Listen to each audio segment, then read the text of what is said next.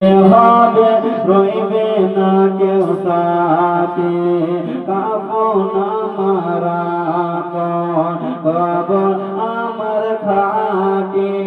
ওই কবরে যেতে হবে রইবে না কেউ সাথী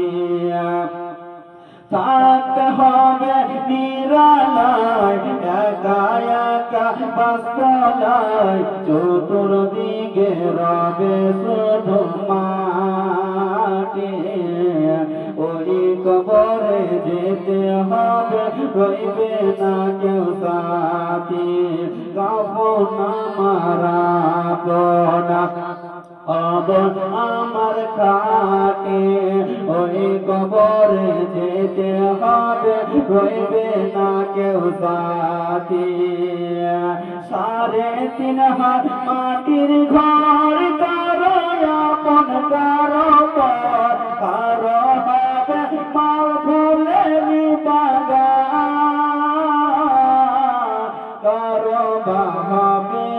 জাহান্নাম কঠিন কষ্টে রইবি পরে কাটবে না রাতে কঠিন কষ্টে রইবি পরে কাটবে না রাতে ওই কবরে যেতে হবে রইবে না কেউ সাথী কাপন আমার আপন কবর আমার খাটে ওই কবরে যেতে হবে রইবে না কেউ সাথী আজকে দেখেন এই বাড়ির যে মাইয়া আমার মামি জান তিনি এই বাড়ি করলেন বাড়ি করার পরে আজকে তিনি 3.5 হাত কবরে শুয়ে আছেন কি বলেন হ্যাঁ নতুন ঘরে ঠিক মতন ঘুমাতেও পেল না ঠিক মতন থাকতেও পেল না মানুষের মৃত্যুর কোনো গ্যারান্টি নাই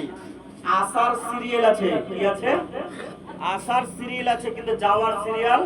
নাই হয়তো আপনি থাকলেন আপনার বাপ গেল আপনার বাপ থাকলো আপনার ছেলে গেল বিরাদরদোস্ত বন্ধুগণ বাবা যে আমার ভাইরা তাই দুনিয়ার জমিনে আমরা মুসলমান এমন রঙে পড়েছি দুনিয়ার মুসলমান আমরা এমন খারাপ কাজে পড়েছি আজকে কবর কি জিনিস এটাই চিনলাম না আজকে মৃত্যু কি জিনিস এটাই চিনলাম না আজকে খোদাকে ভয় করা কি জিনিস এটাই চিনলাম না আজকে যদি আমরা খোদাকে ভয় করা চিনে নিতাম রাসূলুল্লাহকে এক বলে রাসূলুল্লাহ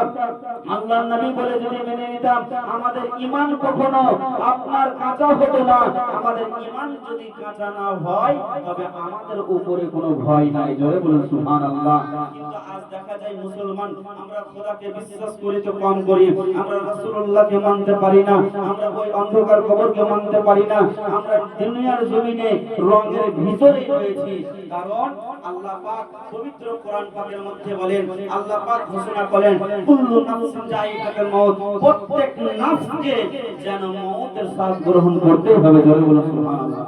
শুধু তাই নয় মউতের শ্বাস যে গ্রহণ করতে হবে শুধু তাই নয় আল্লাহ পাক বলেন তোমরা অতক্ষণ পর্যন্ত মরিও না